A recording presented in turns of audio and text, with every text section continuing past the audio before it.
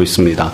그래서 반복해서 여러 번 말씀드리지만 로마서는 믿음으로 구원을 받는다. 그러니까 믿음으로써 이신 의롭다 여김을 받는다 칭의, 이 이신 칭의에 대한 내용을 담고 있는데요.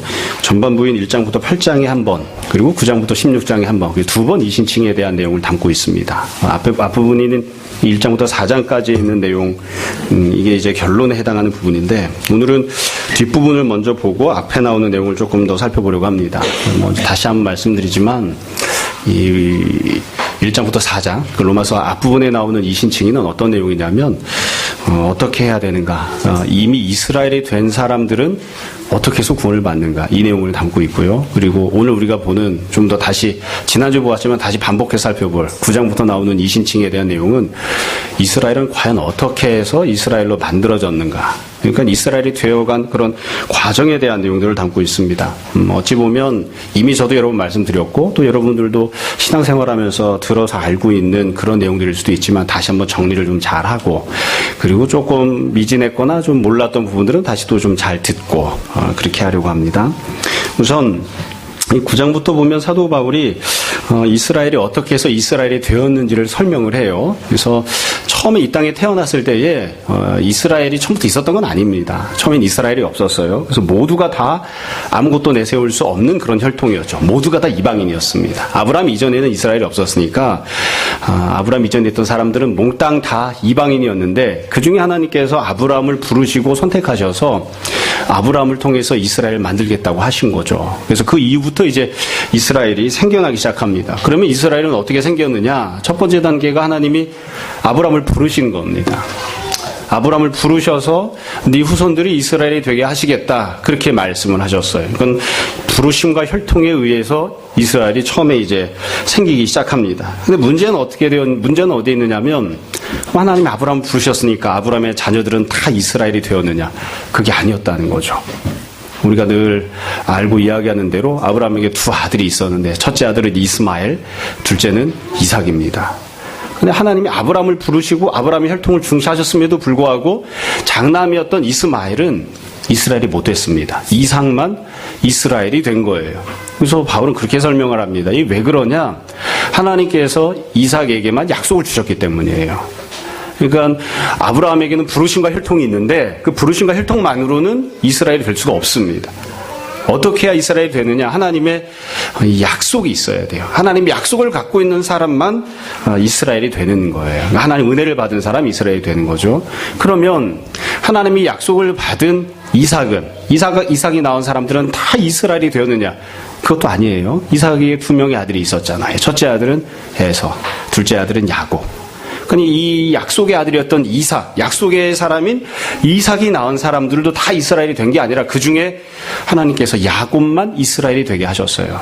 그러니까 에서는 약속을 갖고 있는 후손임에도 불구하고 이스라엘이 못 됩니다.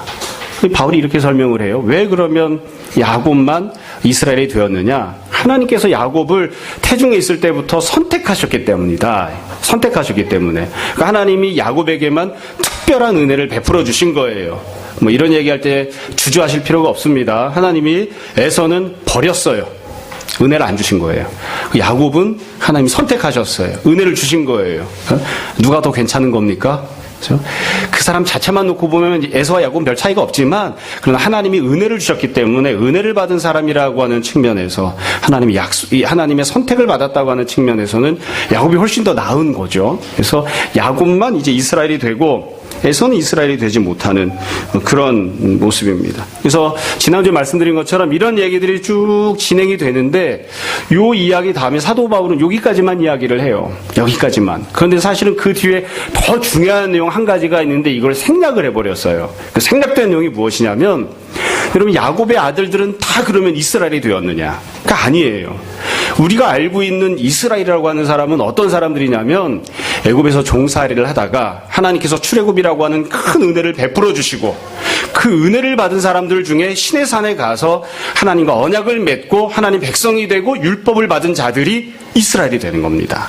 그래서 지난주에 말씀드린 것처럼 내가 아무리 야곱의 혈통이라 하더라도, 하나님의 부르심을 받았고 하나님의 약속도 있고 하나님의 선택을 받았다 할지라도 애굽 땅에서 나는 그냥 그대로 머물러 살겠다, 난 출애굽 안 해, 난 신의 산으로 안 가. 난 하나님과 언약을 맺지 않아. 나는 율법을 받지 않을 거야. 이런 사람들은 이스라엘이 될 수가 없어요. 그러니까 사도 바울은 앞에는 두 가지만 설명을 했지만 실제로 이스라엘은 어떻게 해야 되느냐? 신의 산에 가서 언약을 맺고 율법을 받아야만 이스라엘이 되는 겁니다. 이해가 되시죠? 그래서 이렇게 이스라엘이 되었던 과정들을 쭉 보시면 아주 중요한 특징이 있는데 이렇게 언뜻 보기에도 우리가 알 수 있는 특징들이 있습니다. 가장 중요한 특징은 이스라엘은 태어날 때부터 이스라엘로 태어나는 게 아닙니다. 하나님께서 은혜를 주셨기 때문에 이스라엘이 되는 겁니다. 다른 모든 사람들이 다 이방인이었는데 그 중에 하나님께서 아브라함을 부르셨어요. 은혜를 받은 거죠. 그래서 이스라엘이 된 거예요. 그 은혜를 받은 아브라함 중에서도 하나님이 특별히 약속을 주셨어요. 그 약속을 받았던 이삭만 이스라엘이 되는 겁니다. 이삭의 후손 중에서도 특별히 하나님께서 선택하신 은혜를 주셨어요. 그 사람만 이스라엘이 되는 겁니다. 그렇죠?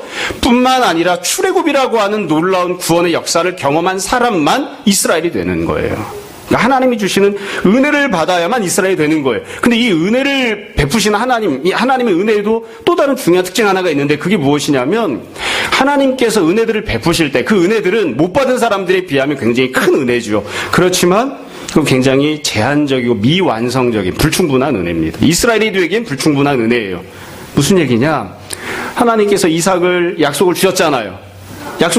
만약에 그 약속만 갖고 있으면, 하나님 주신 약속만 갖고 있으면 무조건 이스라엘 될 수 있는 그런 충분한 은혜라면 이삭의 자식은 다 이스라엘이 돼야 되겠죠. 근데 하나님의 약속은 굉장히 큰 은혜이긴 하지만 그것만으로는 이스라엘이 되지 못해요. 완전한 이스라엘이 되지는 못해요. 하나님께서 야곱에게 선택을 주셨잖아요. 야곱이 뭔가를 행동하기 전에 선택을 주셨잖아요. 그건 굉장히 큰 은혜입니다. 그러나 그건 불충분한 은혜예요. 그것만으로는 절대로 이스라엘이 되지 못해요. 그러니까 하나님께서 이스라엘을 만드실 때 어떻게 하셨느냐? 우리가 생각해야 되는 건 이거예요. 이스라엘은 태어나면서부터 이스라엘이 된 게 아니라 첫 번째로 하나님의 은혜를 통해서 이스라엘로 만들어진 겁니다. 원래 이스라엘이 아니에요. 하나님의 은혜로 이스라엘이 된 거예요. 두 번째로, 근데 하나님께서 은혜를 베푸실 때에 점층적인 은혜를 베풀어 주셨어요. 점층적인 은혜를. 그래서 이스라엘은 그냥 한 번 은혜를 받는다고 해서 이스라엘이 딱 되는 게 아니고 이스라엘로 만들어져 가고 있는 겁니다. 과정 속을 걷고 있는 거예요. 이스라엘이 되어가고 있는 과정이에요. 그래서 이삭도 어찌 보면 불완전한 이스라엘, 야곱도 어찌 보면 불완전한 이스라엘, 신의 산에서 하나님과 언약을 맺은, 옛 언약을 맺었던 구약 이스라엘도 불완전한 그런 이스라엘이었던 거죠. 다 이해가 되시죠?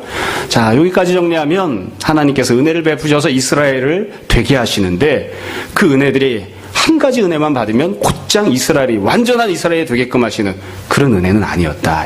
점층적인 은혜를 베푸셔서 이스라엘은 자꾸만 온전한 이스라엘이 되어가고 있는 겁니다. 구약 성경에서 이제 설명하고 있는 내용은 그런 것이에요.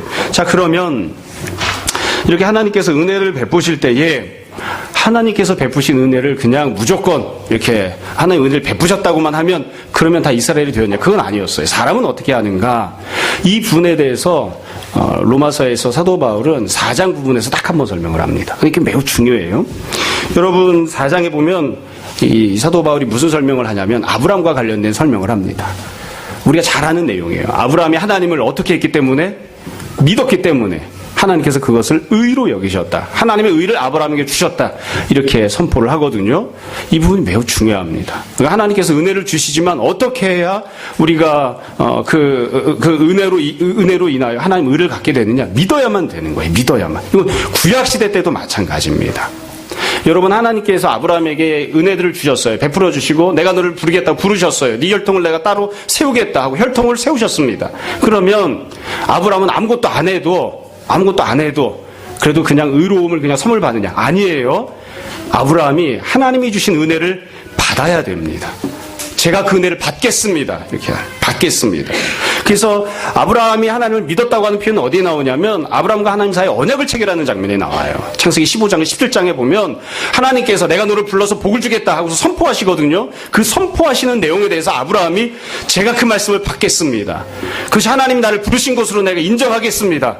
이제 하나님과 내가 전혀 상관없는 그런 존재가 아니라 하나님 나의 하나님이 되십니다. 그렇게 하나님이 주신 은혜를 받은 거예요. 그 받는 행동을 믿음이라고 합니다. 그리고 아브라함이 하나님 주신 은혜를 받으니까 그 받는 그 믿음을 보시고 하나님께서 그러면 내가 너를 의롭다고 하겠다. 이렇게 말씀을 해주신 거예요. 이거는 뒷부분도 설명이 나와야 되는데 사실은 설명을 생략해버렸어요. 사도 바울이. 여러분, 제가 처음에 말씀드릴 때 이스라엘에는 과정들을 말씀드렸죠. 과정을 말씀드릴 때에 처음에 아브라함이 있었잖아요. 아브라함은 하나님 주신 은혜를 믿음으로 받았죠. 그러니까 그게 의가 되는 겁니다. 그러면 그 다음에 이삭은 어떻게 해야 될까요? 하나님께서 이삭에게 약속을 주셨잖아요. 그럼 이삭은 어떻게 해야 되죠? 그 약속을 자기의 것으로 받아야 돼요. 믿음으로 받아야 돼요. 그래야만 그게 이삭의 의가 됩니다. 하나님께서 야곱에게 야곱을 내가 너를 선택하겠다고 하셨어요. 그 선택을 야곱은 어떻게 해야 됩니까? 믿음으로 받아야 돼요. 하나님이 나를 선택하셨습니다. 내가 그 은혜를 받겠습니다. 이렇게 믿음으로 받아야 돼요. 그래야만 그게 야곱에게 의가 됩니다. 이해가 되시죠? 근데 불행하게도 구약의 성경이 기록하고 있는 모습을 보면 특별히 이삭에 대해서 설명들이 많이 생략되어 있지만 야곱의 경우를 보시면 하나님의 은혜를 베푸심에도 불구하고 그것을 받지 않는, 그것을 믿음으로 받지 않는 경우들이 얼마나 많이 나오는지 몰라요. 야곱을 생각해 보세요. 또다시 야곱에게 좀 미안한 얘기를 좀 하겠습니다. 하도 야곱 나쁜 놈이라고 해가지고 하나님이 태중에 있을 때부터 야곱이 아무것도 안 했는데 야곱이 아무런 자격을 갖추지 못했음에도 불구하고 하나님이 야곱을 선택하셨고 야곱을 사랑하셨잖아요. 그럼 야곱이 어떻게 해야 됩니까? 받아야죠. 근데 야곱은 그걸 받지 않습니다. 그리고 야곱은 살면서 어떻게 하느냐 하면 하나님이 주신 선택을 통해 내가 복을 받는다고 고백하거나 그것을 믿음으로 받는 것이 아니라 장자권을 가져야만 복을 받는다 생각해요. 세상에서 성공해야 복을 받는다고 생각해요. 그래서 사람들이 취했던 모든 종류의 방법을 다 동원한다고요. 아버지를 속여먹고 형을 속여먹고 그러다 결국 쫓겨나잖아요. 외삼촌 집에 가서도 믿음으로 무언가를 하는 것이 아니라 지하고 싶은 대로 자기 방법을 다 동원해서 이것저것을 하죠. 야곱은 하나님 주셨던 선택을 받은 게 아니에요. 믿음으로 받은 게 아니에요. 하나님께 선택하셨음에도 불구하고 사랑하셨음에도 불구하고 그걸 믿음으로 받은 게 아니에요. 그럼 야곱은 그걸 언제 받느냐? 야곱의 인생에서 제일 중요한 건 맨 뒷부분입니다. 야복강가가 아니에요. 야복강가가 지나고 난 다음에 하나님이 야곱을 부르세요. 내가 너를 만났던 곳 베델로 올라와라. 그제서야 야곱이 베델로 올라갑니다. 베델로 올라가서 하나님과 언약을 맺어요. 그때 하나님이 다시 선포하십니다. 내가 너를 사랑하고 내가 너를 선택했고 내가 너에게 복을 줄 것이다. 그러니까 야곱이 그것을 그제서야 믿음으로 받습니다. 하나님이 주시는 그 언약을, 하나님이 주시는 그 복을 하나님이 나를 선택하시고 사랑하셨다는 것을 내가 받겠습니다 하는 거예요. 언약이라고 하는 것을 통해서 하나님 앞에 제단 쌓는 것을 통해서 그걸 받아요. 그게 이제 믿음으로 받는 겁니다. 그때 하나님께서 야곱을 의롭다 여기시는 거예요. 이해가 되시죠? 그러니까 구약에 있었던 모든 사건들을 보면 하나님께서 은혜를 주시지만 그게 베풀어졌다고 해서 무조건 이스라엘이 되는 게 아니에요. 믿음으로 받아야 이스라엘이 되는 겁니다. 이건 일상생활에서도 마찬가지입니다. 목회자가 성도에게, 부모가 자녀에게 좋은 권면을 합니다. 아무리 좋은 권면을 하면 뭐예요? 안 듣는데. 그걸 믿음으로 받아야죠. 순종함으로 받아야 그게 자기 자신에게 유익이 돼요. 부모가 아무리 좋은 기회를 주어도, 하나님께서 아무리 좋은 기회를 제공해 주셔도 그 기회를 믿음으로 받지 않으면 그 사람에게 아무런 유익이 없어요. 그러니까 하나님께서 은혜를 베푸셨다는 사실 한 가지만으로 그 사람의 어떤 의를 누리는 것이 아니라 믿음으로 그걸 받아야, 의를 믿음으로 받아야 그 사람에게 의가 되는 것입니다. 여기까지 이해하시면 이제 우리가 어떻게 해서 하나님 자녀가 되는지에 대해서 거의 충분히 다 이해를 한 겁니다. 자, 다시 정리하면 이렇습니다. 이스라엘은 하나님의 은혜를 통해서 만들어지는 거죠. 근데 한 가지 은혜를 받았다고 해서 완전히 만들어진 게 아니라 만들어져 가고 있는 과정을 거치고 있는 겁니다. 그러면 시내산에서 언약을 받았던, 율법을 받았던 그 이스라엘은 완전한 이스라엘인가요? 아닙니다. 구약시대 때 옛 언약을 받았던 그 이스라엘은 하나님이 원하시는 완전한 이스라엘이 아니에요. 그러면 어떻게 해야 완전한 이스라엘이 되느냐? 사도 바울이 선포하는 대로, 또 주님께서 선포하시는 대로, 우리가 믿고 고백하는 대로 하나님께서 완전한 이스라엘을 낼 수 있는 최종적인 마지막 완결판 은혜를 하나님 주셨습니다. 그게 바로 예수 그리스도입니다. 그러니까 어떤 사람이 완전한 이스라엘이 되느냐? 단계가 있었어요. 구약에서는. 아브라함을 향해 주셨던 것처럼 부르심과 혈통이 있어야 돼요. 그것만으로는 안 됩니다. 두 번째는 무엇입니까? 예정을, 하나님 약속을 받아야 돼요. 근데 그것만으로는 안 돼요. 세 번째는 무엇입니까? 하나님의 사랑과 선택을 받아야 돼요. 그것만으로는 안 돼요.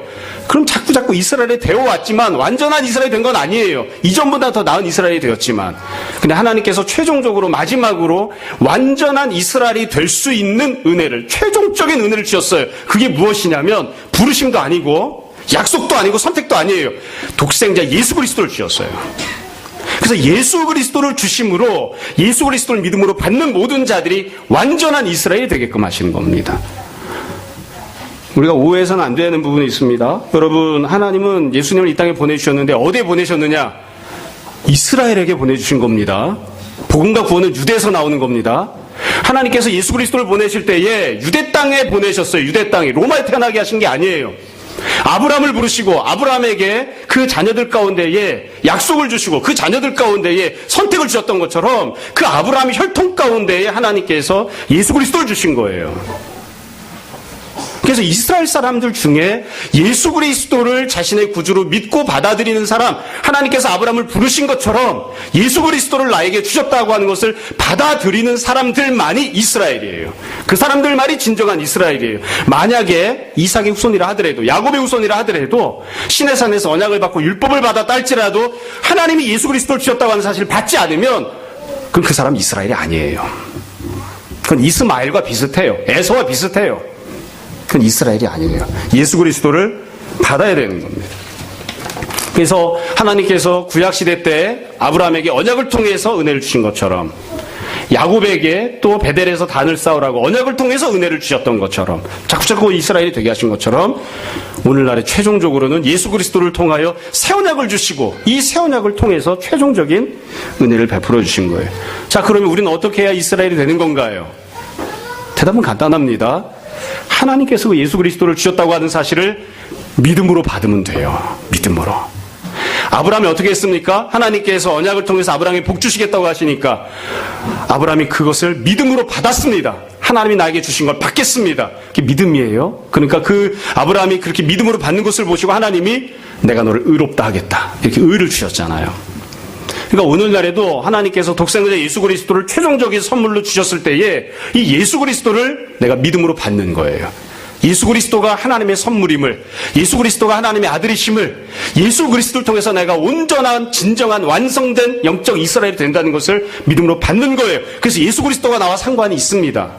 내가 예수님을 믿겠습니다. 내가 예수님을 통해서 하나님 주신 복들을 받겠습니다. 이렇게 예수님을 믿음으로 받아들이면, 그렇게 믿음으로 받아들이면 하나님께서 그 받아들이는 믿음을 의롭다고 여기시는 겁니다. 하나님의 의를 선물로 주시는 것이죠. 구약과 좀 다른 점이 한 가지 있습니다. 계속 말씀드리지만 하나님은 진정한 이스라엘 만들어 나가시길 원하시거든요. 그래서 단계별로 자꾸 이스라엘이 점차 더 많이 되게 하세요. 그런데 우리가 예수님을 믿으면 어떤 존재가 되는 것이냐? 어떤 존재가 되는 것이냐? 하나님 우리를 어떤 존재로 만드시길 원하시는 것이냐? 사실 논리적으로만 이야기하면 간단합니다. 진정한 이스라엘이 되는 겁니다. 우리가 예수님을 믿음으로 받으면 진정한 이스라엘, 참된 이스라엘, 완전한 이스라엘이 됩니다. 근데 성경은 이것을 진정한 이스라엘이라고 표현하지 않아요. 그걸 무엇이라고 표현하느냐? 예수님은 완성되어 있는 은혜를 주시는 분이시기 때문에 영적으로 새로 거듭난 새로운 피조물이 되는 하나님의 자녀가 된다 이렇게 선포합니다. 그러니까 여지껏 구약 때 받았던 것으로 이스라엘이 자꾸 조금 더 이스라엘이 되어져 갔는데 그 정도의 변화가 나타나는 것이 아니라 영적으로 새로 태어나는 새로운 피조물이 되는 하나님의 자녀가 되어지는 거죠. 그러니까 예수 그리스도를 믿음으로 받으면 우리는 새로운 피조물로 거듭납니다. 우리의 영혼이 새로 거듭납니다. 그것을 우리가 이제 진정한 이스라엘이 되었다. 완성된 이스라엘이 되었다. 그렇게 이야기할 수도 있는 것이죠. 여러분, 뭐 다 아는 내용을 지금 쭉 이야기를 한 겁니다. 그렇죠? 하민이도 다 알고 있던 내용이지? 하진이는 모르는 표정이야. 사도 바울이 그래서 선포하는 건 그거예요. 혈통으로는 구원받을 수 없다. 아브라함의 후손이라는 것만으로는 완전한 이스라엘 될 수 없다. 이삭의 후손이라는 것만으로도 완전한 이스라엘 될 수 없다. 야곱의 후손이라는 것, 시내산에서 언약을 받고 율법을 받았다는 것만으로도 완전한 이스라엘이 될 수 없다. 예수 그리스도를 받아야만, 예수 그리스도를 믿어야만 완전한 이스라엘이 된다. 예수 그리스도를 믿어야만. 어렵지 않죠? 자, 이게 로마서 후반부가 이야기하는 내용입니다. 그러니까 이 로마서 후반부는 9장부터 16장까지 나오는 내용은 어떻게 해야 이스라엘이 되는가에 대한 내용을 담고 있어요. 어떻게 해야 이스라엘이 되는가. 그래서 결국 결론으로 사도 바울이 제시하는 것은 아브라함이 부름 받은 걸 믿음으로 받은 것처럼, 야곱이 선택받은 것을 믿음으로 받은 것처럼, 너희도 하나님께서 주신 최종적인 은혜 예수 그리스도를 믿음으로 받으라. 믿음으로 받으면 그러면 그것이 너에게 의가 되고 너희가 그로 말미암아 새로운 피조물이 되고 하나님 앞에서 구원을 받는다. 자, 그러면 이스라엘이 이렇게 해서 된 겁니다. 그럼 되었다면 이미 이스라엘이 된 사람들은 어떻게 살아야 되는 거예요? 이게 로마서 전반부입니다. 그러니까 사실은 로마서가 순서를 뒤집어서 설명한 거예요. 뒤집어서. 후반부를 먼저 쓰고 전반부를 써야 돼요. 근데 전반부에서 다 이야기해놓고 잠깐 이게 헷갈릴 수 있겠네.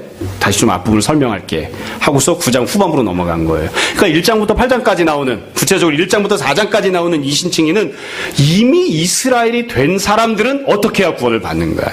이미 이스라엘이 된 사람들은. 이것도 해답 매우 간단합니다. 여러분 1장부터 4장까지 나왔던 내용을 생각해 보세요. 사도 바울이 이렇게 선포합니다. 인간을 두 부류로 나누잖아. 이방인, 죄를 지었다. 그래서 심판받는다. 유대는 어떻죠? 율법을 받았음에도 불구하고 죄를 짓는다. 그렇기 때문에 심판을 받는다. 그래서 이 로마서 앞부분에 보면 유대인들에 대해 설명해요. 이 유대인을 설명할 때 어떻게 해야 이스라엘이 되는가 이 설명을 한 게 아니에요. 이미 신의 산에 가서 하나님과 언약을 맺고 율법을 받았어요. 율법을 받아서 이스라엘이 된 사람들에 대해서 이스라엘이 된 사람들에 대해서 어떻게 해야 되는가를 설명하는 거예요. 그래서 바울은 뭐라고 이야기하냐면 그들이 이스라엘이 되었음에도 불구하고 옛 언약을 맺었음에도 불구하고 율법을 받았음에도 불구하고 죄를 짓고 있기 때문에 심판을 받는다 이거예요. 바울이 이것을 엄밀하게 이야기하면 둘로 나눕니다. 율법을 받았음에도 불구하고 율법을 지키지 않기 때문에 이게 첫 번째. 두 번째는 율법만 다 지킨다고 되는 게 아니에요. 율법이 기록하고 있지 않은 다른 종류의 죄들이 많이 있는데 그런 죄들을 저지르고 있기 때문에 심판을 받는 겁니다. 그러니까 이스라엘은 어떻게 구원받느냐? 간단합니다. 이스라엘이 됐잖아요. 죄를 안 져야 됩니다. 하나님이 주셨던 율법을 다 지켜야 돼요. 그리고 율법이 기록하고 있지 않은 또 다른 모든 종류의 죄를 범해서는 안 돼요. 죄를 짓지 않아야 그래야 구원을 받을 수 있습니다. 이게 구약의 은혜예요. 이거는 처음에 말씀드렸지만 아직 하나님께서 완전한 은혜를 베풀어 주시지 않았기 때문에 생긴 현상인 거예요. 어려운 내용이 아니에요. 자, 이스라엘 됐죠? 하나님 뭘 주셨어요? 은혜 받는 과정을 통해서 결국 손에 율법을 주게 하셨다고. 율법을. 내가 이스라엘이 되었기 때문에 율법을 갖게 되었잖아요. 구약시대 때. 율법은 뭐하라고 주는 겁니까? 지키라고 주는 거예요. 지키라고. 그러니까 율법을 지켜야 돼요. 그 율법을 주신 목적이 죄를 짓지 않기 위해서이기 때문에 율법만 지킬 뿐만 아니라 죄를 안 져야지 돼요. 그래야 구원받는 거예요. 그래야. 구약 역사를 보시면 이스라엘 백성들이 율법을 갖고 있음에도 불구하고 율법을 안 지켰기 때문에 죄를 범했기 때문에 심판받는 내용이 얼마나 많이 나오는지 모릅니다. 죄 지으면 심판받습니다. 그건 이스라엘하고 예외가 있는 게 아니에요. 그래서 사도 바울이 전반부 20층에서 다시 이렇게 설명합니다. 자, 그러면 우리는 구약에 있는 이스라엘이 된 정도가 아니잖아요. 우리는 무엇을 믿음으로 받음으로 이스라엘이 되었습니까? 예수 그리스도를 믿음으로 받아들였기 때문에 진정한 이스라엘이 되었다고요. 그렇기 때문에 우리가 결국 손에 쥐고 있는 게 무엇입니까? 우리는 손에 율법을 쥐고 있는 것이 아니라 예수 그리스도를 손에 쥐고 있습니다. 그럼 어떻게 해야 되느냐? 어떻게 해야 되느냐? 우리가 이미 결과물로 갖고 있는 예수 그리스도에 대해서 어떻게 해야만 하느냐? 이건 너무나 간단한 내용이에요. 뭐 복잡하고 어렵지 않습니다. 엄마가 라면을 주셨습니다. 어떻게 하라고 하는 거죠? 1번, 가서 팔아와라. 이런 뜻일까요? 2번, 끓여 먹어라. 이런 뜻일까요? 3번, 생라면으로 먹어라. 무슨 뜻일까요? 여튼 알아서 하면 돼요. 엄마가 참고서를 손에 쥐어줬습니다. 어떻게 하라는 거죠? 1번, 중고책집에 가서 팔아서 오락실에 가라. 이렇게 받아들이는 학생도 있어요. 2번, 참고서로 열심히 공부를 해라. 어떻게 하라는 거죠? 우진이 어떻게 하라는 거야? 열심히 공부하라고 크게 얘기해봐. 어떻게 하라고? 그래. 엄마가 그냥 우진이 손에 참고서만 쥐어주면 되겠네. 우진이 너무 잘하네. 하나님이 율법을 손에 쥐어주셨어요. 나를 이스라엘이 되게 하시고. 어떻게 하라는 겁니까? 지키라는 겁니다. 율법을. 하나님께서 우리를 완전한 이스라엘을 만드시면서 우리 손에 결과적으로 무엇을 쥐어주셨습니까? 예수 그리스도를 우리 손에 쥐어주셨습니다.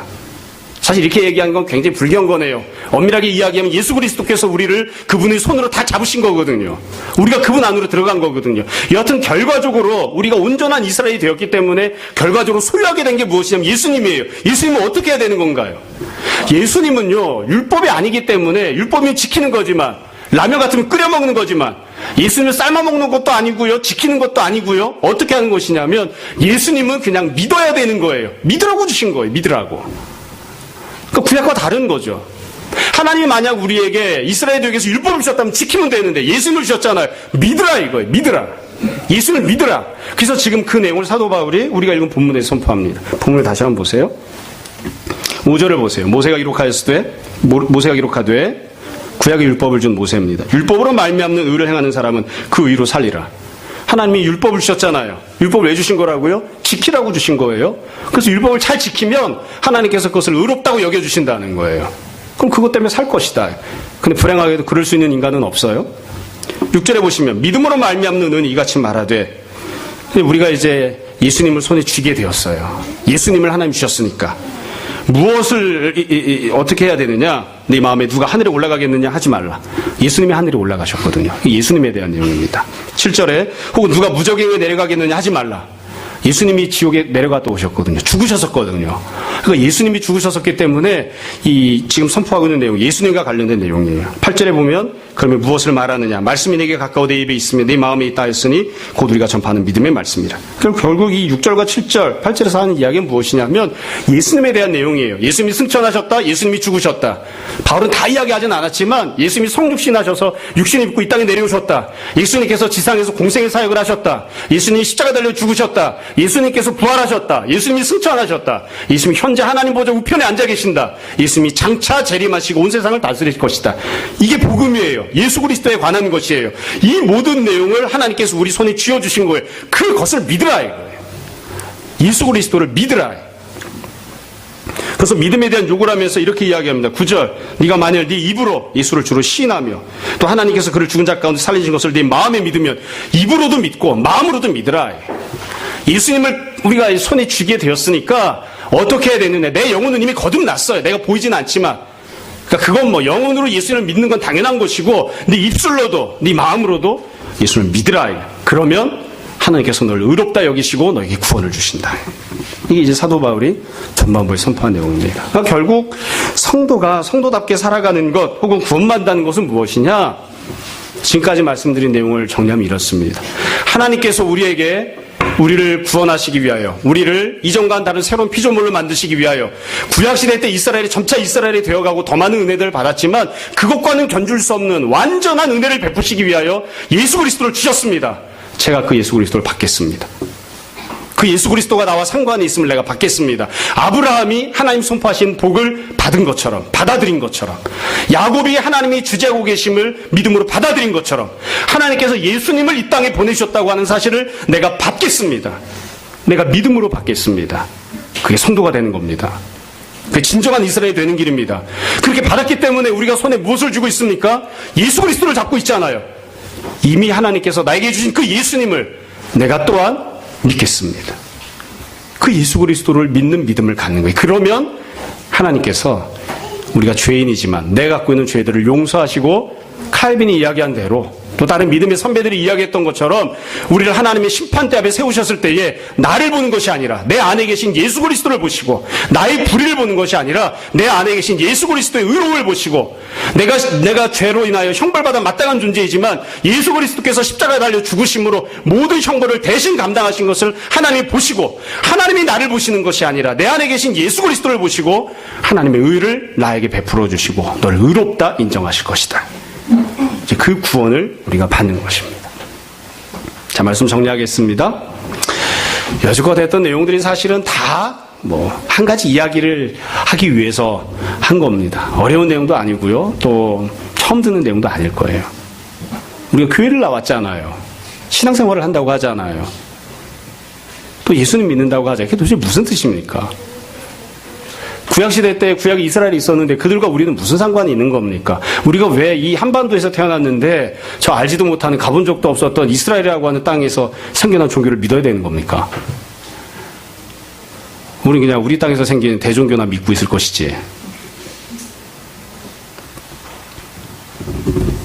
예수님을 믿는 것 이외에는 구원의 방법이 없습니다.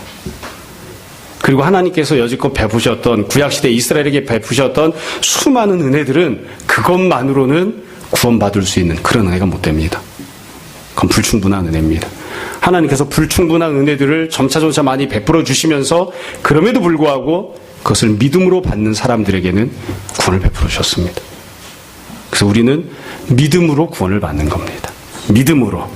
나의 어떤 행함이나 나의 어떤 자격이나 이런 것으로 구원을 받는 게 아니라 하나님께서 아브라함에게 구원을 주시고 아브라함에게 은혜를 주시고 이삭에게 구원을 더 큰 은혜를 주실 때에 이삭이 아브라함보다 더 행동을 잘했기 때문에 더 큰 은혜를 받은 게 아니에요. 이삭에게 이 약속을 주시고 야곱에게 사랑을 주실 때, 선택을 해주실 때에 야곱이 이삭보다 더 행동을 잘했기 때문에, 더 믿음으로 살았기 때문에 하나님께서 더 큰 은혜를 주신 게 아니에요. 그냥 막 주신 거예요. 막 행동과 상관없이, 그 사람이 자격을 갖춘 것과 상관없이. 마찬가지로 우리가 야곱이나 혹은 구약에 있었던 시내산에 있었던 출애굽한 이스라엘 백성들보다 더 대단하거나 뭐 그래서 하나님이 더 큰 은혜를 주신 게 아니라 하나님께서 우리 어떠함에도 불구하고 자격 없음에도 불구하고 온전한 은혜가 되신 예수님을 그냥 주신 거예요. 그리고 그 주님을 받으면, 믿음으로 받으면 우리는 다 죄사함하고 구원받습니다.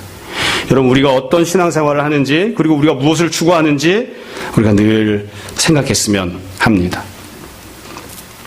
사실 여기서 끝을 내야 되는데 한 가지만 더 말씀드리고 마무리하겠습니다. 예수님을 믿는다고 하는 것은, 바울은 주님께서 이 땅에 오셔서 행하셨던 모든 사역을 믿는 것으로 그렇게 설명을 합니다. 그런데 그것만이 아니라 주님께서 사셨던 것처럼 마찬가지로 사는 것도 사실은 포함이 됩니다. 주님께서 우리에게 부르시고 요구하신 것처럼 주님을 믿고 따라가면서 내가 갖고 있는 문제, 질병의 문제, 이생의 문제를 주님을 통해 해결받는 것만이 아니라 자기를 부인하고 자기 십자가를 감당하는 그런 주님 말씀에 순종하는 삶을 살고, 다시 오시겠다는 주님의 말씀을 기억하고 청지기로 늘 깨어있는 모습으로 이 땅에서 하나님 앞에 서 있는 모습으로 살아가는 그런 삶을 살아가는 것도 믿음 안에 포함이 됩니다. 우리가 온전하게 믿음으로 살아서 참 하나님 앞에서 하나님을 기쁘시게 하고 또 하나님께 의롭다 인정받는 그런 주의 자녀들이 되었으면 합니다. 늘 믿음 붙드시고 하나님의 자비하심을 소망하고 바라보는 여러분들 다 되시기를 주님 이름으로 축원합니다. 시간 잠시 기도하겠습니다.